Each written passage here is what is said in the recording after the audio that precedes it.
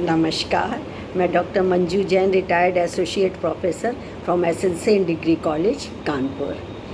मैं बहुत सप्ताह से, पिछले कई सप्ताह से प्रेरणादायक कहानी मेरी जुबानी नामक शीर्षक के अंतर्गत छोटी छोटी कहानियाँ, प्रेरक कहानियाँ या कोई प्रसंग हो, कोई कथन हो, इस तरीके की वीडियोज़ आप तक पहुँचाती हूँ, क्योंकि ये प्रेरणादायक कहानियाँ ही हमें सकारात्मक सोच करने के लिए मजबूर कर देती हैं और हम फिर नकारात्मक सोच नहीं सोचते हैं।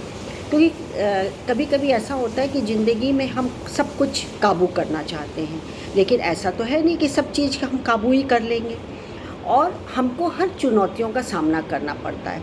लेकिन क्या है कि हम चुनौतियों से डरें या करें ही नहीं, या हम सोचते हैं कि जो चुनौती का परिणाम आए वो हमारे ही फेवर में हो, हमारे ही द्वारा, मतलब हमारे मन मुताबिक हो, तो ऐसा भी संभव नहीं है।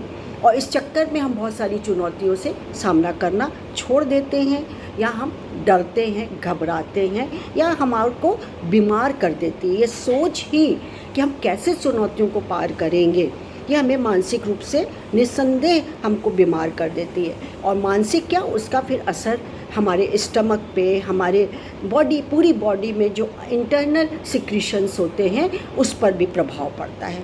तो हमें चुनौतियों का डटकर सामना करना चाहिए। कितनी देर तक करें, समय है, धैर्य है, इसको आप करिए कि हमको इतने समय में हमको ये करना है। धैर्य रखिए, समय रखिए, होगा, ज़रूर होगा। वो आसान लगने लगेंगी या ख़त्म हो जाएंगी।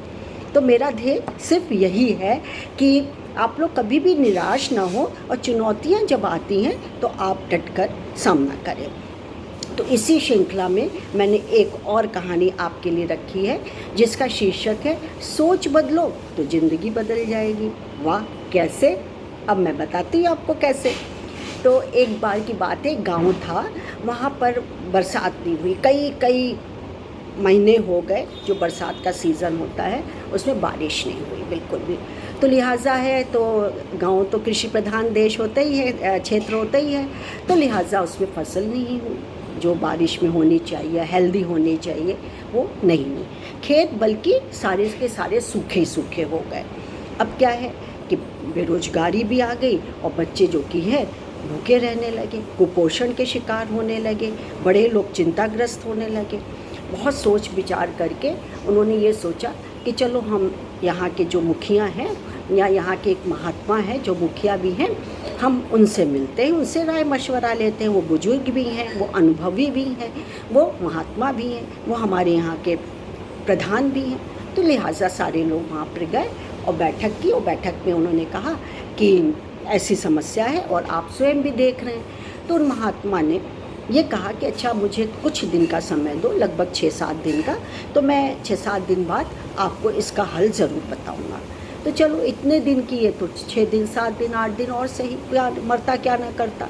उनकी बातों में आए और उन्होंने 6-7-8 दिन जितना समय दिया था वो बिता दिया। लेकिन लो भैया, एक को बूंद पानी नहीं, कुछ नहीं। अब उन्होंने हल करना तो सिखाया नहीं था। उन्होंने कहा कि भैया 1 हफ्ते में तुम, हो सकता है बारिश हो जाए, लेकिन अब नहीं हुआ। तो महात्मा खुद आए, उन्होंने कहा कि भाई, मैंने तुमसे वादा किया था कि मैं इस समस्या का समाधान बताऊंगा, लेकिन मुझको आप माफ़ करिए और कोई भी समाधान नहीं निकाल पा रहा हूँ। अब किसान तो बहुत परेशान, मेरे बच्चे क्या करेंगे, भूखे तड़प रहे हैं, कुपोषण का शिकार हो रहे हैं, बीमारी लग रही है उन्हें तरह तरह की।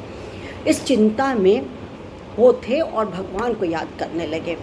अब क्या हुआ, भगवान ने सुना, जैसा कि लोग कहते हैं, या स्वयं ही घूमता हुआ एक दूत आ गया वहाँ पर। एक व्यक्ति था, वो दूत के रूप में, क्योंकि हमने भगवान की आराधना की थी और आज भी हम इस विश्वास से जुड़े होते हैं कि सच्चे मन से पुकार करो तो ईश्वर ज़रूर हमारी सहायता करने के लिए किसी को भेजते हैं। सो उन्होंने एक दूत को भेज दिया। चरण पकड़ लिए सबने, ये कहा कि आप बस बता दीजिए कि कैसे बारिश होगी। बोले, अच्छा, बारिश की समस्या है, कोई बात नहीं, तुम ऐसा करो कि रात में, बिल्कुल मध्य रात्रि में, सब लोग, जितने गांव के लोग हैं, करीब 800 से 1000 लोग थे, और हर कोई 1-1 लोटा पानी जो पास का कुएं में है उसमें डालेगा। चलो भैया, सब तैयार हो, 1 लोटा पानी डालने में क्या होता है, कुछ नहीं, इतना तो पानी था ही घर में, कुछ नहीं तो हम जो होता है पंप, हैंड पंप, हम उससे जिससे काम लेते हैं हम 1 लोटा डाल देंगे। सो भैया सबने यही सोचा। अरे भाई, एक जो गाँव का था वहाँ कंजूस, बोला एक लोटा, sorry I am so sorry, 1 लोटा दूध डालना था, पानी नहीं डालना था। तो उससे कंजूस था वो, तो उसने सोचा कि अरे 1 लोटा दूध तो बहुत महत्वपूर्ण है, अरे मेरे बच्चे और बीबी और पिएंगे और समस्या दूर होगी भूख की, मैं तो नहीं डालूँगा, मैं तो पानी डालूँगा। सो उसने पानी डाल दिया। अब सब गांव वाले तो दूध डाल रहे थे, तो हो गया। अब जब सवेरा हुआ, उजाला हुआ, तो उस कुएं में झांक के देखा गया, ओ अल्लाह, ओ खुदा, ओ ईश्वर, ओ भगवान, वहाँ तो बूंद भर भी दूध नहीं था, पानी ही पानी था। यानी कि उस कंजूस की तरह सभी मक्खी चूसा कंजूस थे। सबने सोचा कि 1 लोटा पानी से क्या होएगा, मैं दूध से क्या होगा, मैं पानी ही डाल देता हूँ। सो उसने सबने ही पानी डाल दिया, पानी भर गया। अब दूध आया तो अचंभा हुआ, सब लोग को शर्मिंदगी भी हुई। तो उसने कहा कि देखो, यही आप लोग के नतीजा है कि आपने सोचा कि बारिश हो जाएगी, बारिश के लिए होने के लिए आपने कोई एफर्ट नहीं किया, कोई भी प्रयत्न नहीं किया। और आप क्यों ऐसा सोचते हैं, बूंद बूंद से तो सागर भरता है, कोई भी डालता तो आज कुआं जो कि है भरा होता। और आप खेत खलियान में इसी तरीके से मेहनत करते, मिलजुल करके काम करते, तो ये समस्या का समाधान हो जाता। तो सबसे पहले अपनी सोच बदलिए, जैसा शीर्षक है, सोच बदलेंगे तो आपकी नज़रिया, आपकी ज़िंदगी भी बदल जाएगी।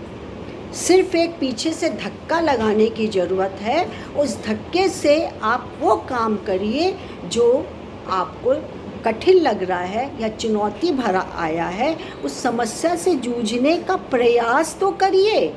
आप क्यों भाग्य के सहारे हो रहे हैं, आप क्यों नहीं दूध का लोटा डाला वहाँ पे। तो ये मानसिकता को बदलना है, और हम सबको, क्योंकि हम सब आए दिन यही गलती कर बैठते हैं। रियल लाइफ में एक्चुअल में यही होता है, अरे हो जाएगा, हमारे करने से क्या होगा, एक हम ही नहीं झाड़ू लगाएंगे घर में तो क्या होगा, गंदा थोड़ी रहेगा घर, बीमार थोड़ी एक दिन में पड़ जाएंगे। लेकिन रोज़ रोज़ सब लोग यही सोचें, या सब ने ये सोचा कि लो भैया ये झाड़ू नहीं लगाना, एक कमरे में उसको लगाना, एक कमरे में उसको लगाना, एक कमरे में उसको लगाना, टेरेस में उसको लगाना, बालकनी में उसको लगाना, बाहर एंट्रेंस में इसको पोछा लगाना। ये एक दूसरे के भरोसे रहे, किसी ने गंदगी साफ़ ही नहीं की, सब जगह गंदगी गंदगी। मत सोचिए, अपना काम स्वयं करिए, अपनी सोच को बदलिए, फिर देखिए राह कितनी आसान है। तो इससे हमको यही शिक्षा मिलती है। अच्छा बताइए, एक चीज़ और मुद्दा याद आया है मुझको इसमें। भैया एक मियाँ जी थे, तो मियाँ जी ने अपना पजामा जो उनकी वाइफ ने सिला था, वो जो कि है बहुत लंबा था। तो उन्होंने दूसरे दिन बेगम से कहा कि बेगम जान, आप इस पजामे को 4 अंगुल या 8 अंगुल छोटा कर दीजिए। बोली मुझे, मैंने सिल के दे दिया, मैं नहीं करने वाली, मुझे घर गृहस्थी चौका गृहस्थी से बिल्कुल फुर्सत नहीं मिलती।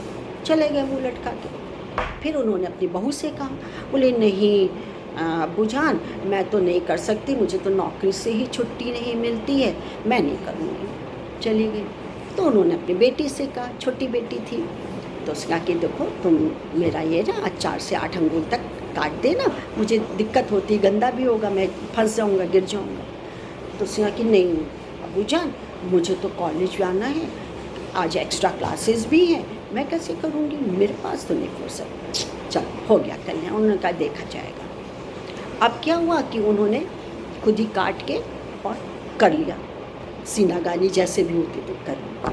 अब वाइफ को फुर्सत मिली, सोचा मियाँ ने कहा है अच्छा नहीं लग रहा है, ऐसे मैंने दुत्कार दिया, कैची चला दी, 4 से 8 होंगे, ठीक है। बहू जब ऑफिस से आई, बोली अब्बू जान तो सबसे बड़े हैं, उनकी इज्जत करनी चाहिए, वो कितना हमको हंसने प्यार करते हैं, जब उनका काम कर देती।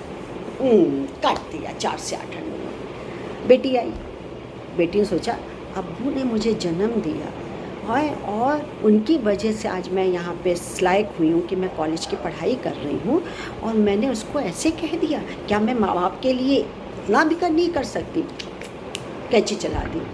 अब जब मियाँ आए, पहना, तो पजामा कहाँ था, वो तो छोटा सा कच्छा बन गया था, सबने काट दिया, है ना।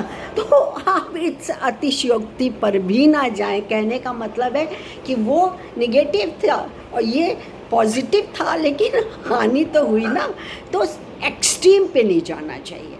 सोचिए, समझिए, विचार करिए, फिर करिए। मेरा कहने का मतलब इतना ही था। तो मज़ा आया, दो आज कहानी मिली, एक बोनस में मिला आपको। ऐसी लेकर के मैं उपस्थित होंगी। यदि अच्छा लगे तो लाइक और शेयर और सब्सक्राइब भी कर दीजिए, तो मेरी कहानी वीडियो सबसे पहले आपको मिलेगा। तब तक के लिए इजाज़त मांगती हूँ। नमस्कार। कल फिर एक नई कहानी के साथ उपस्थित होंगी। Thank you.